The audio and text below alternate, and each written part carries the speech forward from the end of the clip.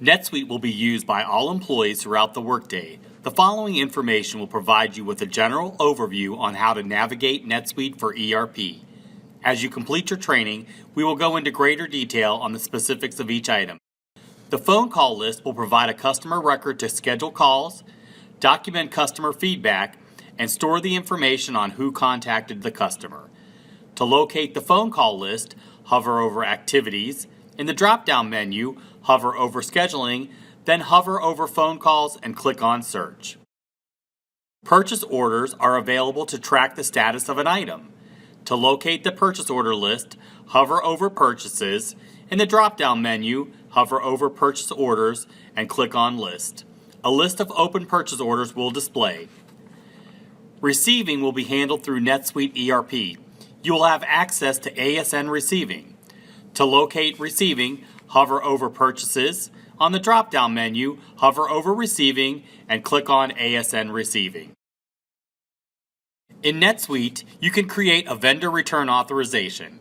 To create a new vendor return authorization, hover over Purchase. In the drop-down menu, hover over Vendor Returns, then hover over Vendor Return Authorizations and click on New. Sales orders are created to document items and/or services that a customer has purchased. To locate a sales order in NetSuite, hover over Sales. In the drop-down menu, hover over Sales Orders, then hover over List of Sales Orders and click on New. Once the items are received by the customer, NetSuite is used to complete and fulfill the orders. To complete this process in NetSuite, hover over Sales. In the drop-down menu, hover over Sales Orders and click on Fulfill Orders. This is also where you would go to provide information on the status of an order. Fusion order acceptance will be performed in NetSuite ERP. To accept a Fusion order, hover over Sales. In the drop-down menu, hover over Fusion Orders and click on Accept Fusion Orders. Invoices are a record of a sale to a customer. To navigate to Sales Invoices, hover over Sales. In the drop-down menu, hover over Invoices, then hover over List and click on New. Return Authorizations, or Return Materials Authorization, RMAs, is a record of an expected customer return. The RMA will also track the price or the amount to be credited or refunded to the customer. To create a new return authorization, hover over Sales. In the drop-down menu, hover over Customer Returns, then hover over Customer Returns and click on New. Merchandise will need to be moved to specific bins based on its location in the warehouse, such as sellable bin or customer bin. To navigate to a bin transfer, hover over Inventory. In the drop-down menu, hover over Inventory Transfer, then hover over Bin Transfer and click on List. A multi-location inventory feature can record any move of inventory between locations.